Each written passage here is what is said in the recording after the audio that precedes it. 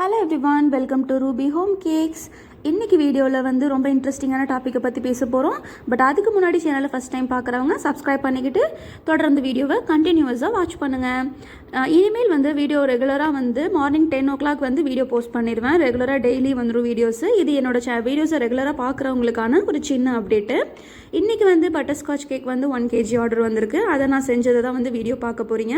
So இதில் நம்ம மெயினாக என்ன டாபிக் பார்க்க போகிறோம் அப்படின்னா, கேக்கு சாஃப்டாக தான் இருக்குங்க, ஆனால் அதை செய்கிறவங்களுக்கு எவ்வளோ ஹார்டு தெரியுமா? சரி, இப்போ வீடியோக்குள்ளே போகலாம். ஆரம்பிக்கலாங்களா? இது வந்து பட்டர்ஸ்காட்ச் கேக் 1 kg கேக் தான்.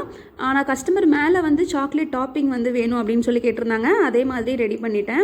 ட்ரைபாட் ஸ்டாண்ட் உடஞ்சிருச்சுன்னு நான் உங்கள்கிட்ட ஆல்ரெடி சொல்லியிருந்தேன். அதனால் என்னால் வந்து வீடியோ ஃபுல்லாக ஷூட் பண்ண முடியலங்க. இனி ஃப்யூச்சரில் ஃபுல் வீடியோ பக்காவாக தொடர்ந்து ரெசிபீஸ் எல்லாம் வந்து நீட்டாக ரெடி பண்ணி போட போகிறேன்.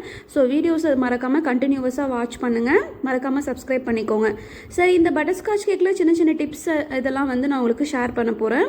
ஃபஸ்ட்டு வந்து பிரலைனை ரெடி பண்ணிக்கணும். இங்கே தான் வந்து எனக்கு என்ன ஆச்சுன்னு சொன்னிங்கன்னா, அந்த பிரலைனை ஓப்பன் பண்ணலாம், கட் பண்ணலான்னு சொல்லிட்டு கத்தியில் இப்படின்னு எடுத்தேன்.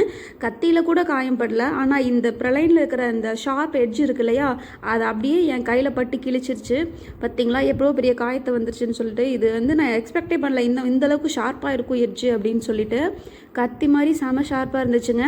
ஆனால் பிரலைன்லாம் சூப்பர் டேஸ்ட்டாக தான் இருந்துச்சு. நீங்கள் பிரலைனை ரெடி பண்ணிவிடுங்க. ஃபஸ்ட்டு பிரலைனை ரெடி பண்ணிவிட்டு அதுக்கப்புறமா அதுலேயே சர்க்கரையை போட்டு மெல்ட் பண்ணி சாஸ் ரெடி பண்ணியிருக்கேங்க, ஹோம்மேடாக ரெடி பண்ணுறவங்களா இருந்தீங்கன்னா. அதுக்கப்புறமா மீதி கொஞ்சம் 2 டேபிள் ஸ்பூன் சாஸ் வந்து அந்த பாத்திரத்துலேயே இருக்கட்டும்னு சொல்லிட்டு சுகர் சிரப்பை நீங்கள் அதுலேயே சர்க்கரையும் தண்ணியும் ஊற்றிட்டு லைட்டாக மெல்ட் பண்ணி எடுத்திங்கன்னா, அதை நீங்கள் கேக் மேலே சுகர் சிரப்பாக போடும் பொழுது அந்த கேரமல் சாஸும் வந்து கேக்கில் இருக்கும் பொழுது டேஸ்ட் வந்து இன்னும் அல்ட்டியாக இருக்குங்க. கண்டிப்பாக ட்ரை பண்ணி பாருங்கள். ட்ரை பண்ணிவிட்டு மெசேஜ் பண்ணுங்கள் எப்படி இருந்துச்சுன்னு சொல்லிட்டு. ஸோ நான் வந்து ஆஸ் யூஷுவல் வந்து எல்லா கோட்டிங்கெல்லாம் கொடுத்து முடிச்சுட்டு கேக்கை வந்து ரெடி பண்ணிட்டேன். ஃபைனல் லுக் வந்து இப்படி தான் இருந்துச்சு.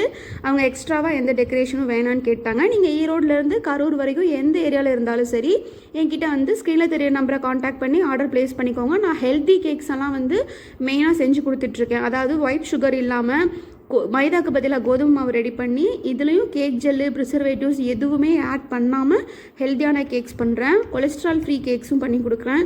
ஸோ ஸ்க்ரீனில் தெரியிற நம்பரை காண்டாக்ட் பண்ணி உடனே ஆர்டரை வந்து ப்ளேஸ் பண்ணிக்கோங்க. ட்ரீம் கேக், ப்ரௌனிஸ், இந்த மாதிரி இன்னும் என்னென்ன வெரைட்டி நீங்கள் கேட்குறீங்களோ அதே மாதிரி கஸ்டமைஸ் தீம்ஸில் வந்து சூப்பராக கேக் ரெடி பண்ணி வாங்கிக்கலாம். ஓகே, இந்த வீடியோ மற்றவங்களுக்கு யூஸ் ஆகும்னு நினச்சா ஷேர் பண்ணுங்கள். தேங்க்யூ ஃபார் வாட்சிங்.